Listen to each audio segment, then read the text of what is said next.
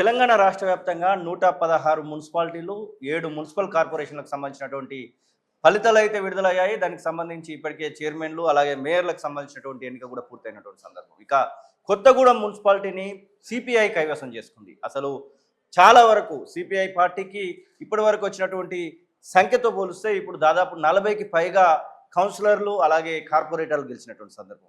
ఈ విషయంలో ఏమనుకుంటా ఉన్నారు అడిగి తెలుసుకుందాం. మనతో పాటుగా సిపిఐ కార్యదర్శి ఎమ్మెల్యే కూనంనేని సాంబశివరావు ఉన్నారు. సార్ నమస్తే. ముందుగా మీకు కంగ్రాచులేషన్స్. మొత్తం మీద కొత్తగూడెం కార్పొరేషన్ని 2.5 ఏళ్ల పాటు మేయర్గా మీరు ఉండబోతా ఉన్నారు. ఎట్లా అనిపిస్తూ ఉంది? ఈ కార్పొరేషన్ రావడం వెనుక జరిగినటువంటి తతంగం ఏంటి అసలు? ఏం తతంగం లేదు. ప్రజల అభిమానం చూపెట్టారు, ప్రజల్లో పనిచేసాం, ప్రజలు గెలిపించారు. తతంగాలు లేవు. అంటే బీఆర్ఎస్ పార్టీ కూడా మీకు ఓపెన్ ఆఫర్ చేసింది. కేటీ రామారావే డైరెక్ట్గా మీతో మాట్లాడినట్టుగా తను చెప్తా ఉన్నాడు. మీరు కూడా దాన్ని యాక్సెప్ట్ చేసినటువంటి సందర్భం. కాంగ్రెస్ తో వెళ్ళడానికి గల కారణం ఏమంటే ఎలక్షన్ ముందు సొంతగా చేశాము. 4 చతుర్ముఖ పోటీ అంటారు కదా. సిపిఐ ఉంది, బీఆర్ఎస్ ఉంది, కాంగ్రెస్ ఉంది, బీజేపీ కూడా ఉంది. 4గిట్లో మేము 23 గెలిచాం. మన కాంగ్రెస్ సిపిఎం పొత్తు అక్కడ. కాంగ్రెస్ 22, సిపిఎం 1, వాళ్ళు 23. అట్లనే బీఆర్ఎస్ 8 గెలిచింది, బీజేపీ 1 గెలిచింది. ఆ చతుర్ముఖ పోటీ కాబట్టి ఎటువంటి బైండింగ్ లేదు, ఒకరిపైన ఒకరు లేదు. అది అయిన తర్వాత సమానంగా ఇది వచ్చిన తరుణంలో కేటీఆర్ గారు ఫోన్ చేసి ఆఫర్ చేశారు. మేమే నో అనలేదు, థ్యాంక్స్ చెప్పాం.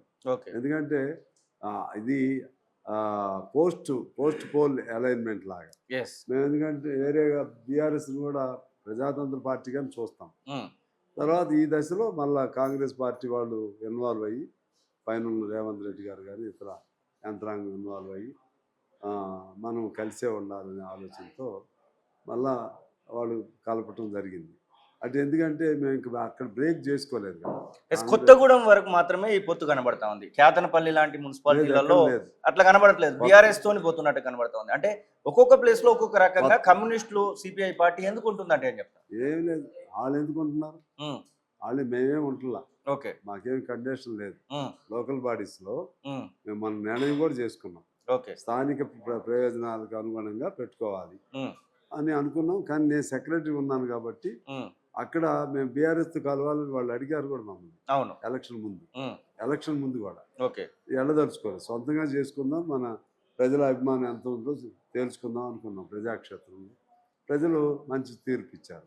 ఇప్పుడు కేతనపల్లి కానీ అది ఇతర ఏదులాపురం కానీ మున్సిపాలిటీల్లో అక్కడ ఎవరితో పొత్తు పెట్టుకోవాలి. కేతనపల్లి పెట్టుకున్నారు. మా ఖమ్మం జిల్లా వరకు సొంతగానే చేసాం అన్ని.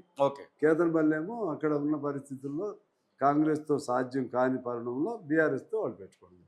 అంటే 2023లో మీకు పొత్తులో భాగంగా చాలా హామీలు ఇవ్వడం జరిగింది.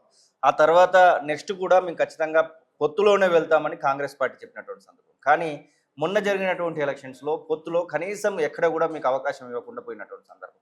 ఎందుకు ఈ లోపం జరుగుతుందంటే ఏం చెప్తారు? వాళ్ళని అడగండి, వెళ్ళి కాంగ్రెస్ వాళ్ళని అడగండి. అంటే మీరు ఇంట్రెస్ట్ గానే ఉన్నా కానీ వాళ్ళు యాక్సెప్ట్ చేయట్లేదు. ఇంట్రెస్ట్ ఏముంది? ఇంట్రెస్ట్ ఇద్దరికి ఉంటే ఇంట్రెస్ట్ ఉంటుంది. ఇప్పుడైతే పొత్తు చెడిపోలేదు కదా. అవును, పొత్తు నడుస్తుంది. అంటే ఎలక్షన్స్ పోటీ చేసినప్పుడు ఏమో పొత్తు లేదు, ఫలితాలు వచ్చిన తర్వాతనేమో పదవి కోసం పొత్తు కనబడతా ఉంది. ఈ పదవి కోసం పొత్తును ఎట్లా చూడొచ్చు? పదవి కోసం అనేది కాదు, ఒక అండర్స్టాండింగ్ ఇది. ఇప్పుడు ఇక్కడ ప్రయోజనం ఏంటి? ఇక్కడ ఇద్దరు సమబలం వచ్చింది, ఎక్కడో చోట బ్రేక్ కావాలి కదా. ఇద్దరు సమబలం వచ్చినప్పుడు ఇంక మార్గం లేదు. అది దాన్ని ఒకరినొకరు లాక్కునే పరిస్థితి కూడా లేదు. అందువల్ల ఒక అండర్స్టాండింగ్ తో ముందు ఎంపీటీసీ జెడ్పీటీసీ రాబోతా ఉన్నాయి, జిహెచ్ఎంసీ రాబోతా ఉంది. వీటిలలో పొత్తు ఉంటుందా అంటే ఏం సమాధానం చెప్తారు? ఎందుకంటే గాల్లో దీపంలా కనబడుతుంది. పొత్తు అనేది రిజల్ట్స్ వచ్చిన తర్వాత కనబడుతుంది కాబట్టి రిజల్ట్స్ కు రాకముందుకు ఓట్ల టైంలోనే పొత్తు ఉంటుంది. మా కాళ్ళమే మేము నిలబడటానికి ప్రయత్నం చేస్తాం. తర్వాత పొత్తు మాకున్న అవగాహన ప్రకారం పొత్తుకు ప్రయత్నం చేస్తాం. లేదనుకో ఇప్పుడు లాగానే పోటీ చేస్తాం, సొంత ప్రయత్నం చేస్తాం. బీజేపీ స్టేట్ చీఫ్ చెప్తా ఉన్నాడు, కమ్యూనిస్టులు ఎక్కడ ఉన్నారు, మావోయిస్టులు ఎక్కడ ఉన్నారు, అసలు ఇక్కడ మావోయిస్ట్ పార్టీ లేదు, కమ్యూనిస్ట్ పార్టీ లేదు అనేటువంటి మాట చెప్తా ఉన్నాడు. మీరేమో 40-42 కొట్టుతున్నటువంటి సందర్భం. మరి వారికి ఏం సమాధానం చెప్తారు? మీరు ఉన్నారా అంటే ఏం సమాధానం చెప్తారు? సరే, బీజేపీ అధ్యక్షుడు రామచంద్ర గారు అంటే వ్యక్తిగతంగా నాకు గౌరవం.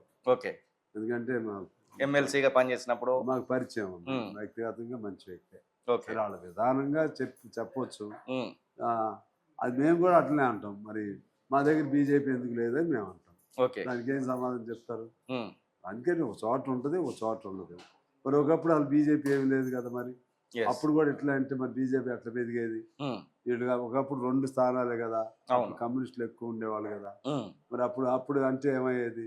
yes. మరి తెలుగు రాష్ట్రాలు అసలే లేదు కదా ఒకప్పుడు, ఉమ్, ఏమైద్ది? అందుకని ఏది శాశ్వత పరిణామం కాదు. దాన్ని ఇంకోళ్ళని తక్కువ అంచనా వేసి కూడా మాట్లాడాల్సిన పని లేదు. అది వాళ్ళు ఆలోచన చేసుకోవాల్సిన అవసరం ఉంది. వాళ్ళు విఘ్నతను ప్రదర్శించి మాట్లాడుకుంటే మంచిది.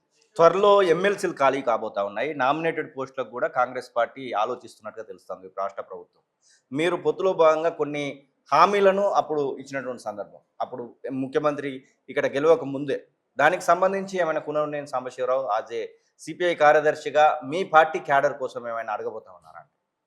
అడుగుతాం. మాకు వాళ్ళు చెప్పారు అప్పుడు, ఇంక మాకు 2 ఎమ్మెల్సీలు ఎస్, ఒకటి ఇచ్చారు. ఒకటి ఇచ్చారు, ఇంకోటి మాకు బాకీ ఉంది. ఉమ్, బాకీది అడుగుతాం. ఎస్. తర్వాత కొన్ని కార్పొరేషన్లు ఇస్తా ఉన్నారు. ఉమ్, ఇదివరకు కార్పొరేషన్లు అయితే ఏమీ ఇవ్వలేదు. అవును. ఒక ప్రెస్ అకాడమీ మా పేరుతో ఇచ్చారులే, కానీ అది జనరల్. ఓకే. మాకు సిపిఐగా డైరెక్ట్ ఉపయోగమైనవి లేవు. అది కూడా అడుగుతాం. ఎప్పుడు అడగబోతా ఉన్నారు మరి? ఎందుకంటే వాళ్ళు ఇచ్చేసిన తర్వాత అడిగితే ప్రయోజనం ఉండదు కదా. సందర్భాన్ని బట్టి మాట్లాడతాం. Okay sir, thank you so much. ఇది సిపిఐ కార్యదర్శి కూనంనేని సాంబశివరావు చెప్తున్న మాటలు. మొత్తం మీద మేము ఇంకా బలంగానే ఉన్నాము. మేము మా కాళ్ళ మీద మేము నిలబడడానికి మా యొక్క ప్రయత్నాలు కొనసాగిస్తూ ఉన్నాము. ఖచ్చితంగా కొత్తగూడెం మున్సిపల్ కార్పొరేషన్లో మా యొక్క సత్తాను చాటి చూపించామనేటువంటి వారి మాటనైతే వారు చెప్తున్న పరిస్థితి. కెమెరా పర్సన్ అజర్తో శ్రీనివాస్, తొలి వెలుగు, హైదరాబాద్. అసలైన తొలి వెలుగు. ఫాలో వాట్సాప్ @తొలి వెలుగు official.